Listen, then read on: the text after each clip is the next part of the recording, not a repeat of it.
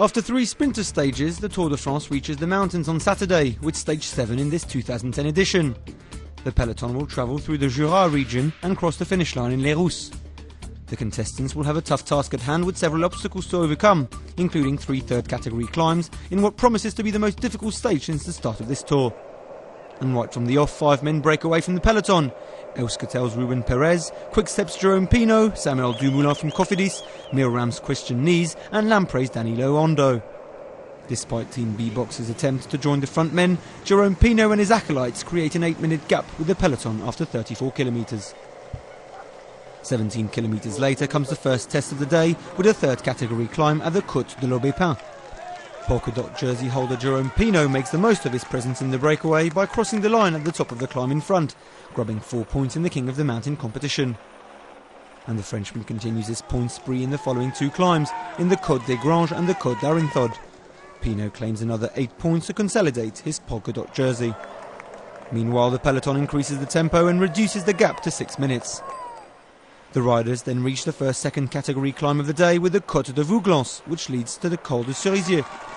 And at the top of the climb, Frenchman Jerome Pinot once again leads the group of 5 men, but behind, Team B-Box and the pack are closing in, 3 minutes and 55 seconds adrift. On the way down, finding the right position for aerodynamism is crucial when Germany's Danilo Ondo proves to be the best in this exercise, the rider reaching the 90 km/h mark in the process. The riders then reach the first major climb in this Tour de France with the Col de la Croix de la Serra.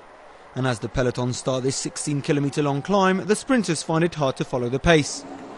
Yellow jersey Fabian Cancellara is notably in trouble in this climb and needs all the help he can get to avoid being left behind in the peloton. Up ahead, a few brave ones go hunting for the front men.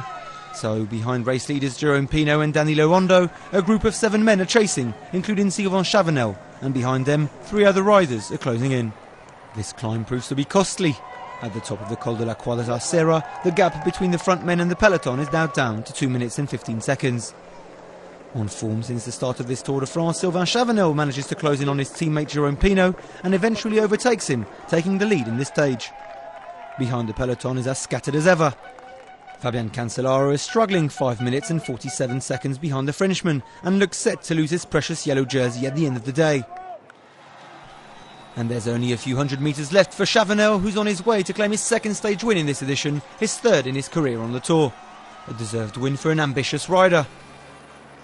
Valls Ferry finishes 2nd and Garate Sepper in 3rd, while in the overall standings, Chavanel makes the most of Fabian Cancellara's tough day to reclaim the yellow jersey.